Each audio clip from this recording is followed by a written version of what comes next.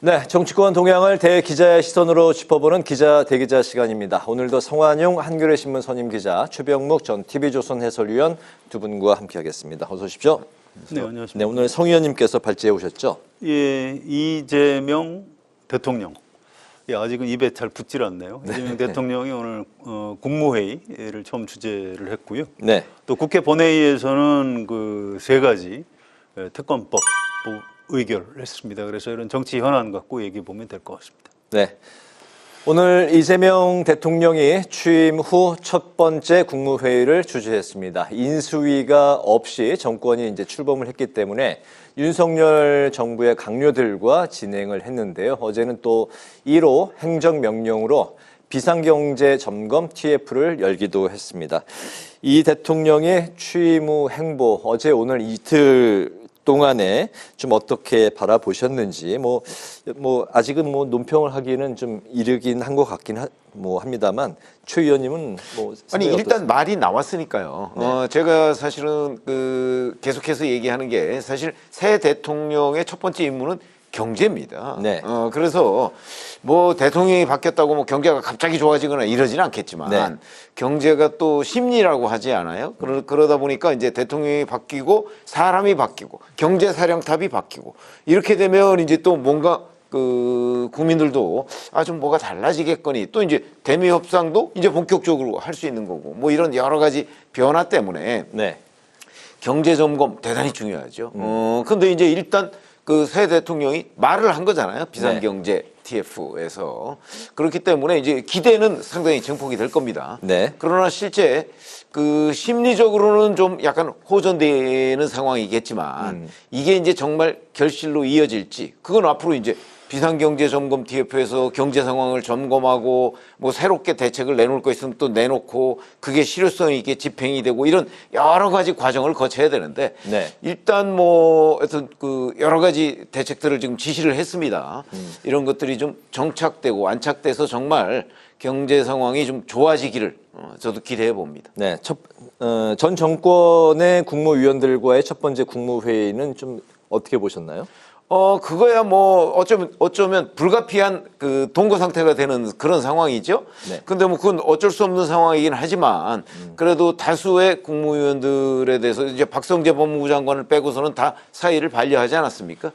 그러니까 아마 국민의 국무위원이다. 아마 그런 차원에서 협조적으로 네. 좀 나오지 않을까 이렇게 예상이 됩니다. 그런 점에서는 그게 바람직한 태도죠. 누가 임명했든 간에 네. 여하튼 본인이 본인을 궁극적으로 본인한테 국무위원을 맡긴 사람은 국민이다. 아마 그런 자세로 임해주기를 바랍니다. 네, 어제 이곳 이제 국회 본청에서 취임사를 했고 또 국회 안에 있는 사랑제에서 정당 대표들과 오찬을 같이 하기도 했습니다. 이틀 동안 행보 좀 어떻게 보셨나요? 예, 예상됐던 대로 대통령이라는 공직자가 갖는 무게 네. 가 있고 또 어떤 상징성이 있는 거죠. 그래서 새로 대통령이 됐는데 경제 관련 대책회의부터 한다. 그 자체가 굉장히 중요한 겁니다. 네. 그래서 잘 한 거고요. 또 국무회의를 당연히 주재를 해야죠. 그래서 좀 분위기가 이제 어색할 수밖에 없죠. 2017년에 문재인 대통령도 거의 똑같은 상황이었는데 그때도 좀 어색했습니다. 그런데 이걸 이제 좀 이렇게 위트 있게 잘 넘기더라고요. 좀 어색하지만 좀 웃으시죠. 그래서 또 국무위원들이 좀 웃어주고 이렇게 해서 네. 크게 보기에 나쁘지 않은 상황을 좀 계속 연출을 하고 있다 이런 생각은 들고요. 다만 이제 아쉬운 거는 이런 게 있어요. 네. 이게 대통령이 직접 모든 일을 다 할 수는 없는 거 아닙니까? 네. 그래서 이제 아이디어를 누구한테도 나는 받아들이겠다 이런 건 굉장히 좋은 거지만 사실은 이제 인선을 좀 서둘러야 돼요. 특히 경제 분야. 그러니까 이제 국정원장하고 안보실장은 인사를 했죠. 그건 잘한 겁니다. 지금 우리나라 이제 외교 안보가 굉장히 중요하니까.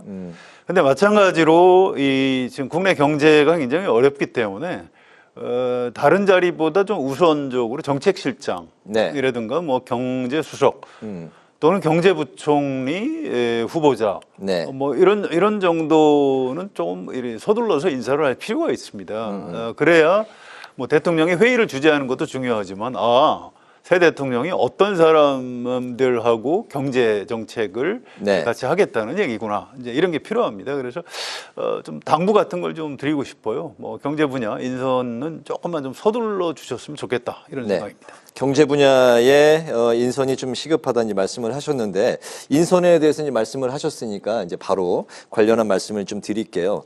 국무총리 후보자로 이제 김민석 의원이 이제 내정이 됐고 또 국정원장 후보자로 이종석 전 통일부 장관을 지명을 했고 대통령 비서실장엔 삼선의 강훈식 의원 또 안보실장 말씀하셨는데 이제 위성락 의원을 임명을 했습니다.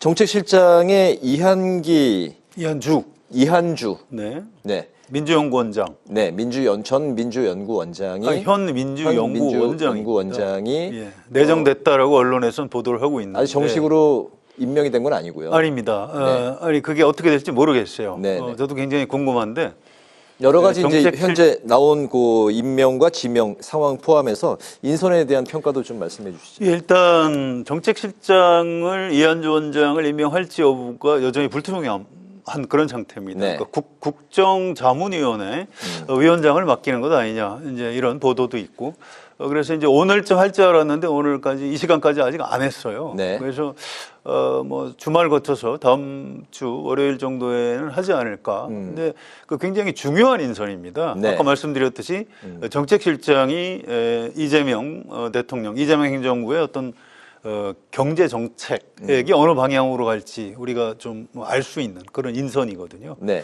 굉장히 중요하고요. 국무총리 후보자 발표하는 거 보고 약간 깜짝 놀랐어요. 어떤 면이 그렇습니까? 좀 국민통합형 인선을 한다. 전 이렇게 알고 있었고 또 이재명 대통령 본인도 대선 전에 그런 얘기를 여러 차례 한 적이 있기 때문에 좀 이렇게 좀 확장성이 있는 뭐 그런 인선을 하지 않을까 싶은데 지금 민주당에서 수석 최고위원 하면서 누가 봐도 이제 이재명 대통령하고 당에서 네. 아주 밀착해서 같이 일을 한 사람을 바로 총리를 발탁하는 걸 보고 일을 열심히 하겠다 뭐 이런 메시지는 되겠지만 네. 어떤 지금 가장 국민들한테 좀 필요한 어떤 뭐 국민 통합의 상징성 이 분야는 좀 아쉬움이 있다 이렇게 말씀드리고요. 강훈식 의원을 비서실장으로 발탁한 것도 굉장히 좀 특이합니다. 현직 의원직을 내려놓고 가야 되는 거거든요. 네. 그런데 그렇게 결정한 이재명 대통령도 그렇고 그걸 받아들인 강훈식 의원도 뭐 대단하다 이제 이런 생각이 들고요. 강훈식 의원은 참고로 당내에서 친 이재명은 아닙니다. 네. 개파색이 좀 였다는 그렇습니다. 굳이 따지면 뭐 이렇게 비주류 쪽에 가까운 사람인데 그동안 이재명 대표 시절에 일을 같이 하면서 신뢰를 많이 쌓았다고 합니다. 그래서 이제 비서실장이 됐는데 앞으로 좀 대통령을 잘 보필을 해서 좋은 네. 좋은 정책을 해줬으면 참 좋을 것 같습니다. 네, 인선 인물 중에서 아무래도 이제 국무총리 후보자 김민석 의원에 대한 이야기가 이제 많이 회자가 되고 있는 상황인 것 같습니다. 말씀하신 대로 밀착형 인사로 인선을 했다. 뭐 말씀하셨는데 전체적으로 좀 어떻게 보십니까? 주로 그러니까 본인이 직접 겪어본 사람 중심으로. 근데 저는 이제 어느 점에 주목하냐면 현역 의원들이 꽤 많이 들어갔다 이런 네. 거죠. 그건 이제 본인이 겪어봤다는 그런 기준하고도 부합하는 것이지만 사실은 그 이재명 대통령이 이제 정무 감각을 좀 중시하는 것 아니냐 이런 생각이 듭니다. 뭐 정무 감각? 정무 감각. 네. 총리도 그렇고 비서실장도 그렇고 사실은 윤석열 전 대통령 당시에는 이 정무 감각 부분에서는 좀 너무 관료 출신이 중용이 많았거든요. 네. 그래서 저는 그때도 이거 정무 감각에 좀 가미된 인사가 더 좋지 않은가 이랬는데 저는 그런 점에서는 뭐 물론 이재명 대통령 본인과 가까운 사람 위주로 했다. 뭐 이거는 뭐 충분히 좀 그럴 수 있다고 인정을 하는 편이고요. 네. 오히려 제가 보기에는 정치인 출신을 많이 기용한 것은 저는 아마 오히려 장기적으로 보면 바람직한 것 아닌가 뭐 이런 생각이 듭니다. 왜냐하면 긍정적인 측면으로 보시는 거죠. 그렇죠. 그렇게 보는 건데 그러니까 인수위 없이 시작했기 때문에 정무 감각이 대단히 중요하다는 거죠. 네. 실무적인 업무 능력보다는 그거는 사실은 관료 출신들이 대부분 다 이렇게 커버할 수 있습니다. 그러나 정무 감각 부분은 좀 다르거든요. 그건 뭐 단기간에 양성할 수 있는 게 아니기 때문에 그런 점에서는 저는 뭐 비교적 긍정적이다 보는데 다만 이제 국민 통합 뭐 얘기를 많이 했잖아요. 예. 그 국민 통합하고는 좀 거리가 먼 인선이 아닌가 이런 생각은 듭니다. 네, 그 인선이 이제 또 많이 남아 있고, 예, 예. 말씀. 안보팀에 대해서 간단히 좀 추가하고 네. 싶은데요. 국정원장 후보자를 이종석 전 통일부 장관 그리고 안보실장을 유성락 의원. 근데 이 두 분을 시키는 걸 보고 이게 사실 노무현 정부 안에 동맹파와 자주파에서 내부에 약간 노선 차이가 있었거든요. 네. 그러니까 한미 동맹을 중심으로 우리나라 외교 안보를 정책을 가져가야 된다. 이게 이제 동맹파고요. 네. 그거보다는 이제 한반도가 중요하다. 일단 남북 관계에서 우리가 좀 자주적으로 잘 판단을 해야 된다. 이게 자주파입니다. 그래서 이종석 전 장관이 이제 대표적인 자주파고요. 위성락 의원은 뭐 외교부 북미국장 뭐 해서 이제 이분은 이른바 동맹파예요. 네. 균형점을 이제 좀 맞췄다고 봐야 될까요? 이제 좀 두고 봐야 됩니다. 네. 이게 혹시 갈등 요인이 되면 인사를 잘못한 게 되지만 그렇지 않고 어느 한쪽만 썼다 그러면은 이 한쪽으로 기운 인사가 될 수가 있는데 네. 자주파의 대표적인 인물 한 사람, 동맹파의 대표적인 인물 한 사람을 굉장히 요직에다 썼습니다. 그래서 네.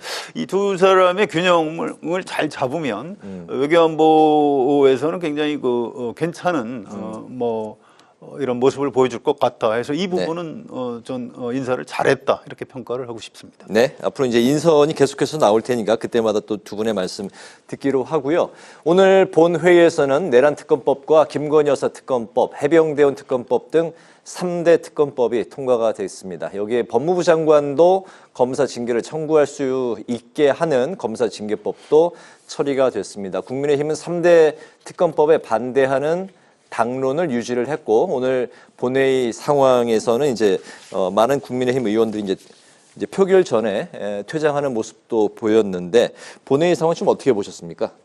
뭐 미리부터 사실은 예고했던 대목이죠. 충분히 우리가 예상했던 부분인데 법안의 구체적인 내용, 특히 특검 추천권과 관련해서 그 중대한 변화가 있었어요. 지금까지는 대법원장이 추천을 하는 걸로 돼 있었죠. 근데 네. 이제는 그 민주당과 조국혁신당이 추천하는 걸로 돼 있거든요. 뭐 이렇게 되면 이제 본인들이 입맛에 맞는 특별검사를 임명해서 이제 수사를 진행하겠다. 이 이제 그 정치적 현안에 관한 수사를 진행하겠다 이렇게 되는 거죠. 네. 그랬을 때 과연 이제 일반 국민들이 그 수사 결과에 대해서 어느 정도나 신뢰를 줄 수 있을까? 제가 보기에는 오히려 지금 현재 검찰이나 경찰이 수사한 것보다 아마 국민 신뢰도는 더 떨어질 가능성이 있다고 봅니다. 왜 그러냐면 결국 민주당이나 조국혁신당이 추천한 특별검사가 그 사실은 중립적인 입장에서 그 수사를 진행할 수 있다고 믿는 국민이 과연 몇 %나 될 것인가 이런 그런 점에 대해서 저는 상당히 의문을 갖게 되고요. 그렇게 되면 현재 검찰이나 경찰이 그동안에 해왔던 수사 이거보다 훨씬 더 정파적 입장이 반영될 가능성이 대단히 높다고 저는 보기 때문에 네.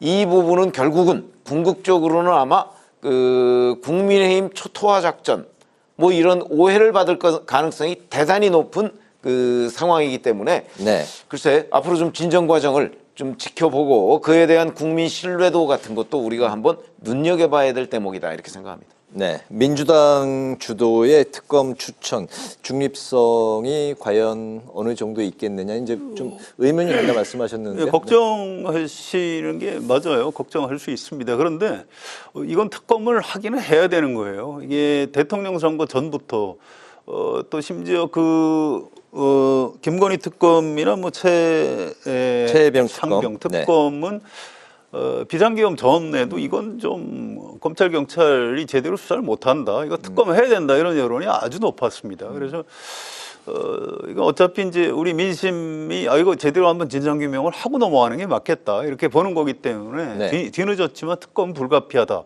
이렇게 생각이 들고요. 오늘 한 가지 아쉬운 건 국민의힘에서 왜 이걸 당론으로 당론을 정했을까? 이게 대선에서 패배한 여러 가지 이유 중에 하나가 이제 바로 이런 부분인데요. 윤석열 전 대통령의 어떤 일방적인 독주를 여당에서 제대로 제어하지 못했다. 거기에 대한 책임을 물은 측면도 있는데 오늘 저는 그냥 의원들한테 자유투표를 맡겼으면 좀 더 낫지 않을까 이런 아쉬움이 있습니다. 네.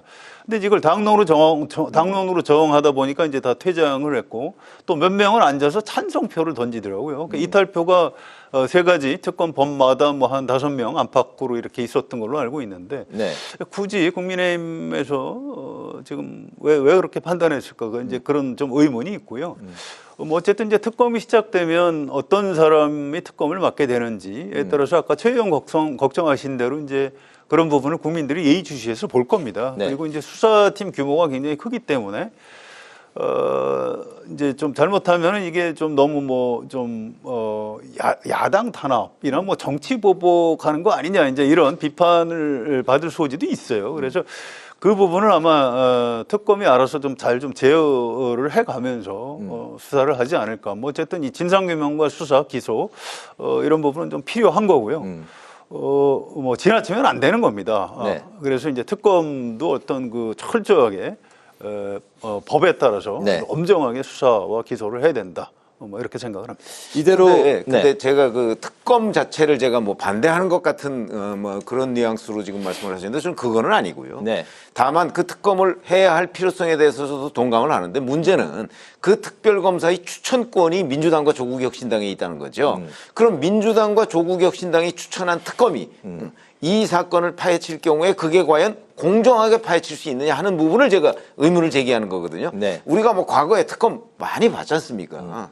특검이 누가 추천했을 때, 누가 임명했을 때 어떤 결과를 초래해야 하는지 여러 번 봐왔기 때문에 네. 지금 민주당과 조국혁신당이 추천하는 특검에 의한 이 진상규명은 아마 객관적인 상황이 되지 못할 거라는 판단을 하는 국민들이 저는 더 많을 거라고 본다는 거죠. 네. 앞으로 아마 진전 상황을 봐야 되겠지만 결국 민주당과 조국혁신당의 입맛에 맞는 그 아마 특별검사 결과가 나올 거고요.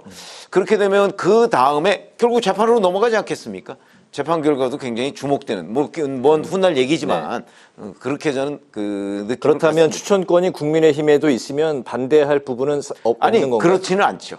어차피 국민의힘과 민주당이 두 명 각각 한 명씩을 추천하면 네. 이재명 대통령은 민주당이 추천한 사람을 할 거거든요. 그러니까 저는 종전에 있던 법안대로 네. 대법원장이나 제3자가 특검 추천을 해야 된다는 입장입니다. 알겠습니다. 그 특검이 말이죠. 일단 특검에 임명이 되면 그 사람 이름이 붙습니다. 그래서 특검을 하게 되면 굉장히 좀 철저하게 수사를 할 수밖에 없다고 그래요. 그래서 이 정가하고 법조계에서 하는 얘기 중에 물특검은 없다 이런 네. 말이 있습니다. 좀 대충 하라고 앉혀놨는데도 너무 철저해가지고 이 임명을 한 정권을 좀 부담스럽게 하는 경우가 참 많아요. 그 전에 김대중 정부에서 대북 송금 사건, 남북 정상회담 할 때 북한에 돈 퍼주고 한 것 아니냐 이런 의혹이 있어서 노무현 정부에서 이제 특검을 시켰어요. 특검을 임명을 했는데 이분한테 이제 정권을 잡은 사람들은 좀 살살 해라 이런 취지인데 엄청나게 강하게 특검을 했고요. 네. 그다음에 자기가 이 수사 범위 밖에 있는 혐의 사실은 검찰에다가 넘겼습니다. 그래서 여러 사람이 막 구속된 일이 있고요. 네. 또 드루킹 특검이라고 기억나세요? 그 허익범 특검이 했는데 그분도 이 임명을 한 네. 그 정치 집단에서는 아니 저 정도면 굉장히 살살할 것이다라고 기대를 하고 임명을 했는데 그렇지 않고 그분이 김경수 전 지사 네.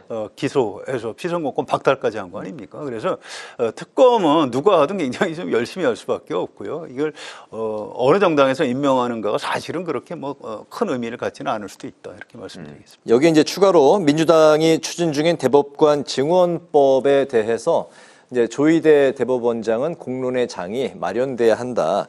국회에 이제 사법부의 입장을 계속해서 전달하겠다 이런 입장을 밝혔습니다. 14명인 대법관을 이제 30명으로 늘리자는 법안인데 본회의 문턱을 넘을 수 있을까요? 아니 이거야 지금 뭐 본회의라는 게 그 민주당과 민주당 주변 정당들 이른바 여권이 뭐 압도적인 숫자를 차지하고 있지 않습니까? 만약에 하겠다고 하면요 그냥 하는 거예요. 네. 문턱을 뭐 넘을까 못 넘을까 우리가 그런 걸 여기서 따질 필요조차 없이 의지만 있으면 충분히 하는 겁니다. 그리고 이제 다만 이렇게 했을 경우는 이제 결국 지금 현재 조희대 대법원을 사실상 무력화하겠다는 얘기거든요. 지금의 대법관이 14명인데 그걸 30명으로 늘리면 단계적으로 늘린다고 하더라도 여하튼 그거는 전부 다 이재명 대통령이 임명하는 대법관들이거든요. 그렇기 때문에 제가 보건대는 이 부분에 관해서는 통제 장치가 없다. 그래서 본회의 문턱은 그 의지를 철회하지 않는 한 네.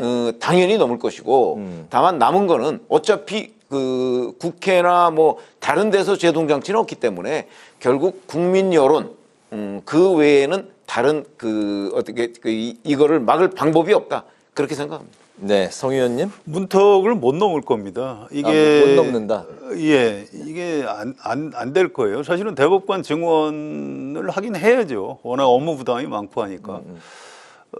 그런데 이 계기가 네. 이걸 하겠다는 계기가 지난번에 이재명 대통령 재판하고 관련이 있거든요. 그래서 국민들이 뭘 보겠습니까? 이게 대법관 증언 자체를 이거 뭔가 좀 사법부를 장악하기 위한 것 아니야? 이렇게 볼 가능성이 커요. 그래서 지금 이걸 본회의에서 의결하면은 그런 민심의 역풍을 곧장 맞습니다. 그래서 그렇게 네. 안 할 걸로 저는 알고 있고요. 아마 이제 대법원장하고 대법관들도 이제 의견을 내고 있는 걸로 알고 있습니다. 거기하고 무슨 위원회 같은 걸 만들어 가지고 좀 숙의 또는 숙고 단계를 거쳐서 대법원이 동의하는 선에서 뭐 네. 단계적으로 뭐 증언을 하는 그런 로드맵을 만들어서 이렇게 합리적으로 추진을 하게 되지 않을까. 그것도 시간이 좀 필요하지 않을까 이렇게 예측을 합니다. 네, 아니, 대법원. 그래서 제가 네. 의지 얘기를 한 거죠. 네, 의지. 네, 네. 그러니까 민주당이 의지만 있으면 충분히 본회의 문턱을 넘죠. 네. 근데 민주당의 의지가 지금 현재 그렇게 강력하지가 않다. 네, 그러면 그러니까 민주당의 뜻대로 가는 겁니다. 알겠습니다. 아무튼 뭐 그 추진을 하더라도 충분한 수구의 공론의 장을 거친 후에 좀 추진될 가능성이 높다라는 뭐 그 정도로 일단은 다음에 이 사안이 또 불거져 나오면 그때 말씀을 듣도록 하겠습니다.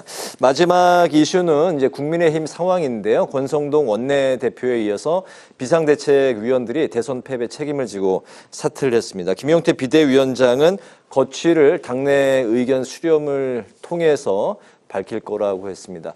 국민의힘의 미래, 또 이제 당에서는 좀 어떤 수습책이 나올지 국민의힘의 좀 미래를 마지막으로 좀 들어볼까요?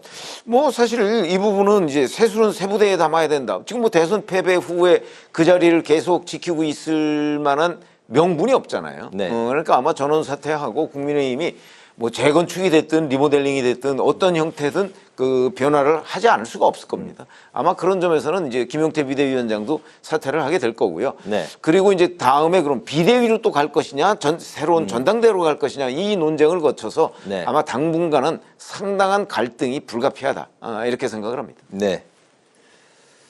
예, 성 의원님. 뭐 원내대표는 새로 뽑아야 되고요.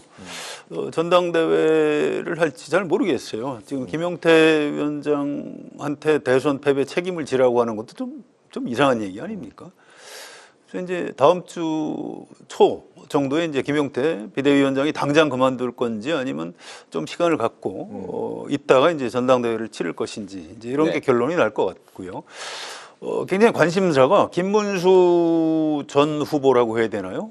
김문수 전 후보가 이 출마를 할 것이냐 말 것이냐. 근데 오늘 해단식에서 김문수 전 후보는 나는 그럴 생각이 없다. 네. 이렇게 얘기는 일단 그렇게 했어요. 그런데 당내에서는 아니다. 이번에 대선 치르고 보니까 김문수 후보 참 괜찮은 정치인이더라. 네. 그냥 그분을 대표로 모시자. 그러니까 물론 이제 그렇게 얘기하는 사람들의 속셈은 한동훈 안 되고 안철수 안 되고 이제 이런 생각을 하는 거죠. 어쨌든 그런 의원들이 지금 목소리를 막 높이고 있습니다. 네. 그래서 김문수 전 후보가 다음 전당대회 대표로 출마할지 이 부분도 굉장히 좀 흥미로운 관찰 포인트인 것 같습니다. 네, 이 부분도 이제 한 일주일 정도 시간이 지난 다음에 다음 주에 또 더 깊은 대화를 할 수 있을 것 같습니다. 오늘 마무리로 두 분의 한 줄 논평 듣겠습니다. 최 위원님부터 들어볼까요? 지금 이재명 이제 신임 대통령이 오늘 뭐 취임 이틀째를 맞는데 여러 가지 그 대국민 약속을 합니다. 네. 근데 이제 그 약속이 과연 지켜질 것이냐? 뭐 이제 역대 대통령들 그 경우를 우리가 대비해 보면 그래서 지켜졌으면 좋겠다 하는 차원에서 제가 네. 언행일치 대통령을 보고 싶다를 한 줄 논평으로 하겠습니다. 네, 성 의원님. 오늘 국회 본회의에서 특검법 세 가지 다 통과됐지요. 이게 다 이제 윤석열 전 대통령과 관련된 특검들입니다. 이게 네. 윤석열 대통령 재임 때 검찰, 경찰에서 좀 철저히 했으면 또는 그때 특검을 차라리 도입했으면 지금 이렇게 한꺼번에 할 일이 아닌데 뭐 이런 아쉬움이 있고요. 아무튼 뭐 규모도 크고 해서 이 좀 정치적인 부담이 있을 수가 있어요. 정권 차원에서도. 네. 그래서 좀 철저히 물론 특검을 이왕 임명을 했으니까 철저하게 수사를 해야 되겠지만 또 이걸 막 시간을 너무 길게 끌면 국민들한테 피로감이 있습니다. 그래서 신속해야 된다. 이 당부를 꼭 드리고 싶고요. 네. 아무튼 당분간은 좀 이 특검 수사 때문에 우리나라가 좀 시끌시끌할 것 같습니다. 오늘 이제 한 줄 논평 특검 전성 시대라고 하겠습니다. 네. 자, 기자 대기자 이제 마치겠습니다. 지금까지 성한용 한겨레 신문 선임 기자, 최병묵 전 TV조선 해설위원 두 분과 함께 오늘의 전국 현안 살펴봤습니다. 말씀 잘 들었습니다. 고맙습니다.